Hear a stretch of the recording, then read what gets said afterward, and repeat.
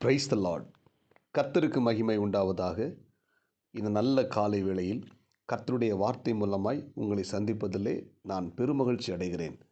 கலாத்தியர் புத்தகம் 6ஆம் அதிகாரம் 7ஆம் வசனம், மனுஷன் எதை விதைக்கிறானோ அதையே அறுப்பான். நம்முடைய வாழ்க்கையில் நாம் எதை விதைக்கிறோமோ அதை அறுப்போம் என்கிற ஒரு புரிதல் நமக்குள்ளே காணப்பட வேண்டும்.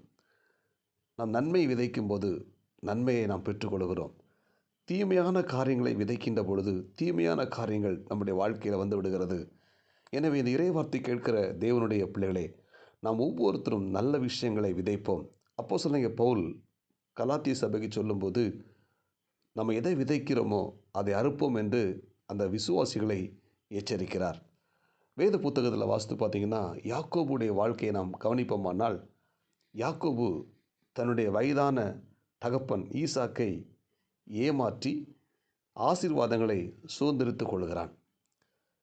அது அந்த நேரத்தில் அவனுக்கு ஒரு பெரிய தவறாக தெரியவில்லை. தன்னுடைய சகோதரனுக்கு சேர வேண்டிய ஆசீர்வாதத்தை ஏமாற்றி இவன் என்ன செய்கிறான்? அந்த ஆசீர்வாதத்தை சுதந்திரித்து கொள்கிறான். ஆனால் பல வருடங்கள் கழித்த பிற்பாடு இந்த யாக்கோபு அவனுடைய மாமனார் வீட்டில் வேலை செய்து கொண்டிருக்கிறான். வேலை செய்யும் பொழுது இந்த யாக்கோபு பல நேரங்களில் ஏமாற்றப்படுகிறான். ஆமேன். பல விஷயத்தில் ஏமாற்றப்படுகிறான். அவனுடைய திருமண விஷயத்தில் ஏமாற்றப்படுகிறான். அவனுக்கு கிடைக்கிற வருமானத்தில் ஏமாற்றப்படுகிறான். ஆடு மேய்க்கிற இடத்துல அவன் ஏமாற்றப்படுகிறான். இப்படி பல சூழ்நிலைகளில் இந்த யாக்கோபு ஏமாற்றப்படுகிறான். அப்போ இந்த யாக்கோபு நினைத்திருப்பான், என்னுடைய வயதான தகப்பனாரை நான் ஒரு நாள் ஏமாற்றினேன், அது எனக்கு இன்னைக்கு பதில் கிடைக்கிறது என்று சொல்லி அவன் உணர்ந்து கொண்டான், புரிந்து கொண்டான். அன்புக்குரிய தேவனுடைய பிள்ளைகளே, நாம் மற்றவர்கள் யாரையும் ஏமாற்றம் செய்யக்கூடாது.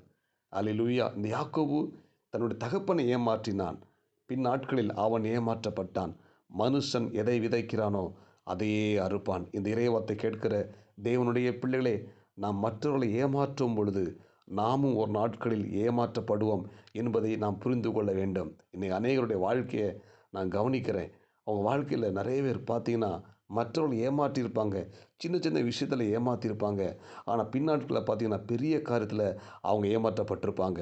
எனவே இந்த இறைவார்த்தை கேட்கிற தேவனுடைய பிள்ளைகளே, நாம் எதை விதைக்கிறோமோ அதை அறுப்போம் என்பதை புரிந்து கொண்டு நாம் ஒருவரையும் ஏமாற்றாதபடிக்கு நம்மை ஆண்டவர் பாதுகாத்து கொள்வாராக. தாவீதுடைய வாழ்க்கையை பார்த்தீங்கன்னா, தாவீது தேவனுடைய இருதயத்துக்கு ஏற்றவன் தான். ஆனால் ஒரு குறிப்பிட்ட காலம் வரும்போது அவன் என்ன செய்கிறான்? தன்னுடைய யுத்தத்துக்கு போக முடியாமல் அவன் தன்னுடைய வீட்டின் உப்பரில் உலாவி கொண்டிருக்கும்போது அடுத்தவனுடைய மனைவியை அபகரித்து கொள்கிறான்.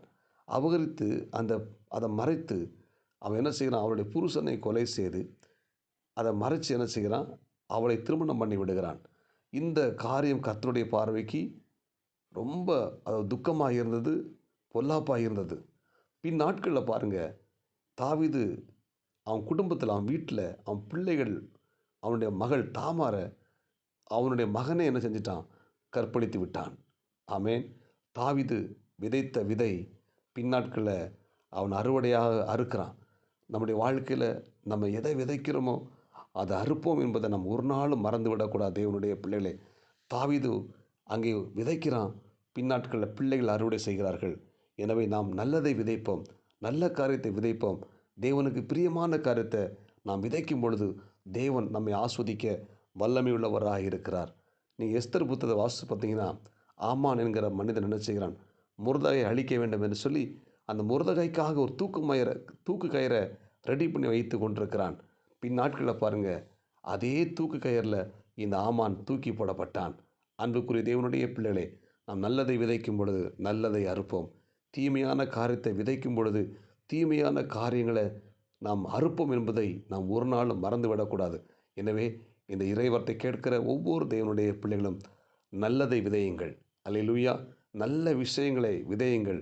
ஆண்டவருடைய ராஜ்யத்தின் கட்டுமான பணிக்காக நல்ல விஷயங்களை நாம் விதைக்கும் பொழுது நம்முடைய வாழ்க்கையில் நல்லதை அறுப்பதற்கு தேவன் நமக்கு கிருபை தருவாராக. எனவே மனுஷன் எதை விதைக்கிறானோ அதை அறுப்பான் என்ற வசனத்தின்படி நாம் எதை விதைக்கிறோம் இன்றைக்கு என்பதை நாம் புரிந்து கொள்ளும். ஒருவேளை தீமையான காரியங்கள், பாவமான காரியங்கள், அடுத்தவங்களுக்கு எதிரான காரியங்களை நாம் விதைப்போமானால் பின் நாட்களில் நாம் அதை அறுப்போம் என்பதை நாம் புரிந்து கொண்டு நல்ல விஷயங்களை விதைப்போம், நன்மையான காரியங்களை விதைப்போம்.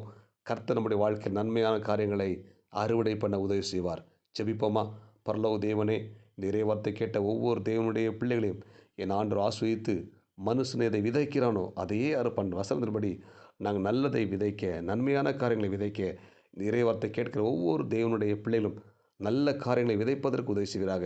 இந்த இறைவார்த்தை கேட்ட ஒவ்வொரு தேவனுடைய பிள்ளைகளும் கர்த்தர் ஆசீர்வதிங்க. இந்த நாளுக்குரிய கிருபை கொடுங்க. இயேசு கிறிஸ்துவின் நாமத்தில் ஜெபிக்கிறோம் நல்ல பிதாவே, ஆமேன். God bless you. உங்கள் யாவரையும் கர்த்தர் ஆசீர்வதிப்பாராக. இந்த நாள் உங்களுக்கு இனிமையாய் அமையட்டும். ஆமேன்.